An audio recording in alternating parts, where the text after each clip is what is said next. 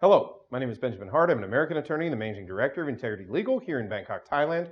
As the title of this video suggests, we're discussing so-called accidental Americans and the tax system, the U.S. tax system.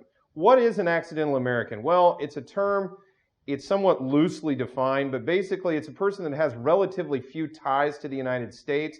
They may simply be an American by dint of having been born there, or their parents happen to be there at the time that they were born, so they have U.S. citizenship, but they've spent very little time in the United States.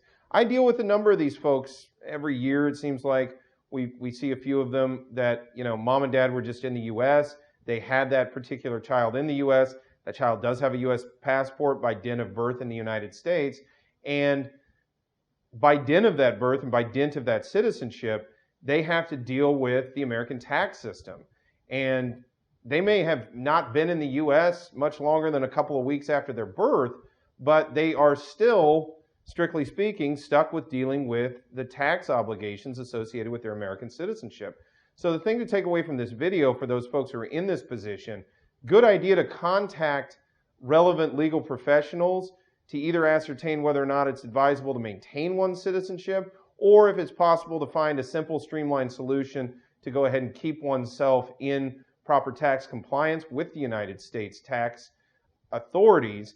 It's also interesting to note that there are people that they may have more ties to the United States, but then again, drifted away from the United States again.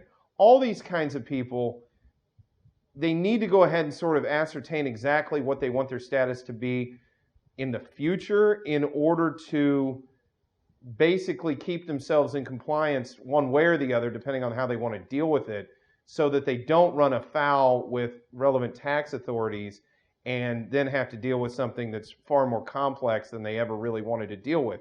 So probably a good idea, just contact a relevant legal professional and try to get some closure with respect to either dealing with the maintenance of one's tax filings, or in certain cases, and renunciation is something that citizenship renunciation is something that seriously must be contemplated with great gravity, because it's a major step to renounce one's citizenship.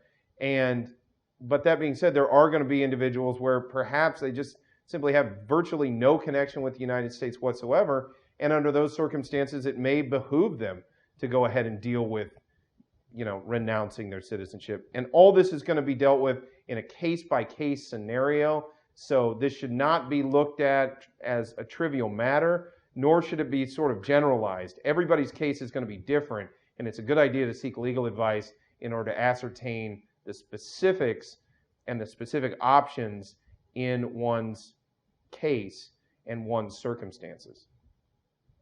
We hope you found this video insightful. For those of you who are interested, we're trying to make videos to provide up-to-date information as soon as this information comes out. And for that reason, it may be a good idea to go ahead and click the bell button, the bell icon below, to go ahead and be updated as these videos come out, as you can go ahead and be apprised of the legal situation as it evolves.